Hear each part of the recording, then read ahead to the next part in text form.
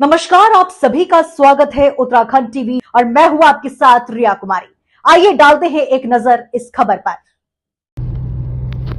हर्ष विद्या मंदिर degree college Raisi में आज एक राष्ट्रीय शिक्षा संगोष्ठी का आयोजन किया गया, जिसमें क्षेत्र के कई शिक्षाविद शामिल हुए। नई शिक्षा नीति को लेकर विचार मंथन किया गया। सभी ने अपने अपने विचार रखे। विद्वानों ने कहा कि नई शिक्षा नीति 2020 में उत्तराखंड की जनजातियों को लेकर विशेष प्रस्ताव रखा गया है। उन्होंने बताया कि नई शिक्षा नीति में क्षेत्रीय भाषा में ही प्रश्न पत्र तैयार किए जाने का प्रावधान शामिल है। उन्होंने बताया कि उत्तराखंड में 13 भाषाएं हैं, जिनमें से 9 भाषाएं क्षेत्रीय हैं। सरकार द्वारा तो बदलाव किए जा चुके हैं, लेकिन क्षेत्र की रीति रिवाजों को ध्यान में रखते हुए क्या बदलाव होने चाहिए, इसे लेकर संगोष्ठी की जा रही है।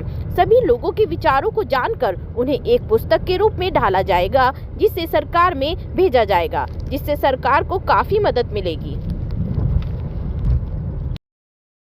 नहीं, सरकार के लेवल पे तो एफर्ट किए जा रहे हैं, परंतु क्या होता है, जो समाज से जुड़े हुए लोग हैं, जो विचार विमर्श करने के पश्चात क्या पॉलिसी सरकार के द्वारा बनाई जानी चाहिए, क्योंकि यहाँ पर जो आवश्यकता है और जो इसका विषय है वो ये है, उत्तराखंड की जनजातियों की जो कल्चर है वो किस तरह उनके लिटरेचर को बरकरार रख के या उसकी समृद्धि को विस्तृत करके बढ़ाई जा सकती है।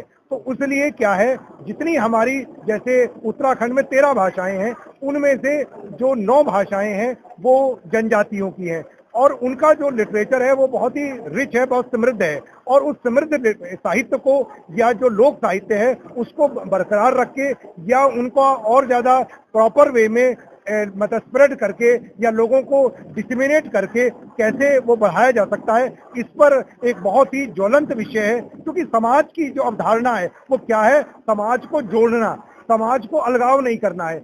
क्योंकि जनजातियां हैं वो भी समाज का बहुत बड़ा हिस्सा है और उनकी जो कल्चर है वो इस बात का द्योतक है कि उनकी जो मतलब उनकी कॉन्शियसनेस थी, जो उनका एक विचार श्रृंखलाएं थी, वो बहुत समृद्ध रही हैं। तो इस पर ये संगोष्ठी विचार कर रही है। लोगों ने बहुत अधिक जो पेपर प्रेजेंट किए हैं और अलग अलग एंगल से उन्होंने उत्तराखंड की जनजातियों के अध्ययन को प्रस्तुत किया है और इसका जो विचार विमर्श होगा वो सांगोपांग ढंग से एक जो पुस्तक के रूप में आया भी है और वो सरकार के सामने रहेगा और सरकार को नीतियां बनाने में बहुत बड़ी भूमिका अदा करेंगे। कि पूरा देश एक समग्र देश बने। महानता तब आएगी जब हम सब जातियों को, सब धर्मों को, सब संप्रदायों को, सब भाषावादियों को, सब क्षेत्रों को एक रूपता में लेकर के और सबके विकास की बात करेंगे और शिक्षा में ये बात लाएंगे कि हम शिक्षा के द्वारा केवल डिग्री प्राप्त करने के लिए नहीं, हम उसके चरित्र निर्माण की बात करें, व्यक्तित्व निर्माण की बात करें और अंत में तो मैं ये कहूँगा एक अच्छा मानव बने और सबके हित की बात करें, ऐसा मनुष्य बने शिक्षा के द्वारा। ये मेरा लक्ष्य है। वो अनुसूचित जाति के लिए भी है, अनुसूचित जनजाति के लिए भी है, वो विकलांग वर्ग के लिए भी है, स्त्री के लिए भी है, पुरुष के लिए भी है, सब क्षेत्रों के लिए सभी का विकास होना चाहिए। का धन्यवाद करता हूं कि आपने अपना कीमती समय दिया। उसके साथ ही में ICSR जिसने इसे संपोषित किया है और प्रबंध समिति का भी धन्यवाद करता हूं। यह राष्ट्रीय सेमिनार जनजातियों के विषय में है, जिसे शिक्षा और लोक साहित्यिक भूमिका से जो हमारी सांस्कृतिक पहचान थी वो वैश्वीकरण और औद्योगिकरण से कहीं ना कहीं पिछड़ती जा रही है।